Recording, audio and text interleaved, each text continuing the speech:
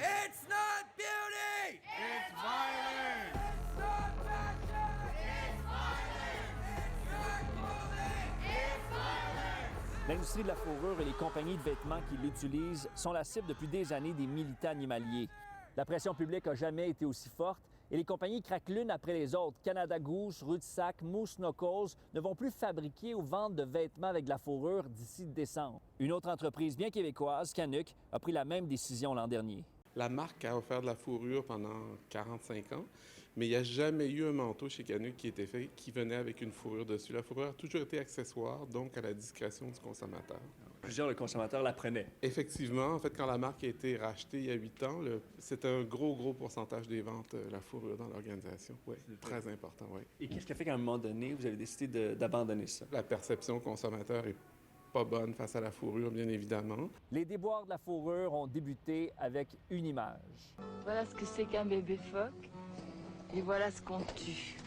Celle de Brigitte Bardot avec des bébés phoques sur la banquise canadienne. Et depuis les années 80, l'acceptabilité sociale de la fourrure s'est tranquillement effritée. Je trouve ça débile. C'est plus notre époque. Je préfère justement de la fourrure synthétique. Moi, j'aime ça, la fourrure dans la mode. Ça me dérange pas. On mange bien de la viande, il y a des peaux qui sont utilisées. Pourquoi faire du mal à un animal si c'est pas nécessaire, si on a des alternatives? Mais nos politiciens refusent d'interdire les élevages d'animaux pour la fourrure.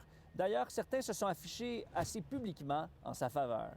Faut dire que l'industrie a fait beaucoup de lobbying au fil des ans et il y a un Québécois qui a été en première ligne de tous ces combats pour défendre la fourrure. Voulez-vous que je montre mon manteau de phoque, par exemple? Oui, ben montrez-nous ça. Bien voir le manteau de phoque. Elle est impliquée, veut pas. Pourquoi ces compagnies, comme Canada Goose et d'autres, ont arrêté d'utiliser, dit qu'ils arrêtent d'utiliser la fourrure? C'est pas parce qu'ils trouvent ça pas beau, pas parce qu'ils trouvent ça pas bon.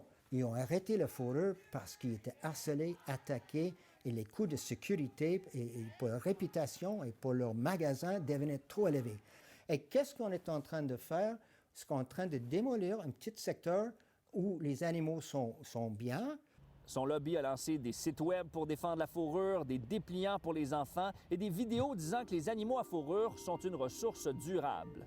La nature refait des lièvres de nouveau et nouveau et de nouveau. C'est pour cette raison que nous pouvons dire que le lièvre et d'autres animaux sont une ressource renouvelable.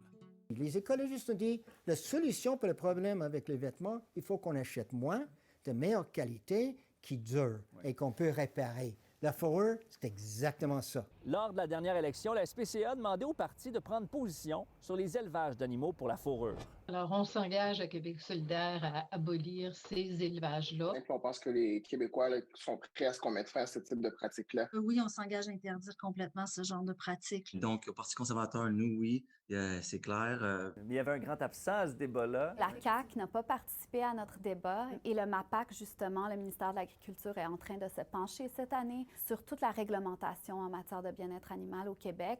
Donc, c'est vraiment l'occasion d'interdire une fois pour toutes l'élevage pour la fourrure.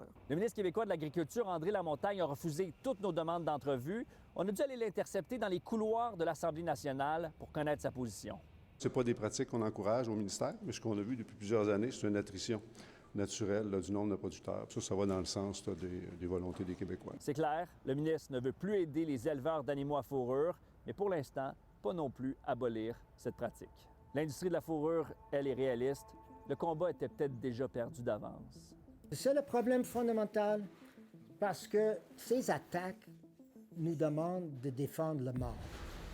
Parce que les animaux meurent. Pour un lobby qui défend la mort. Tu peux pas.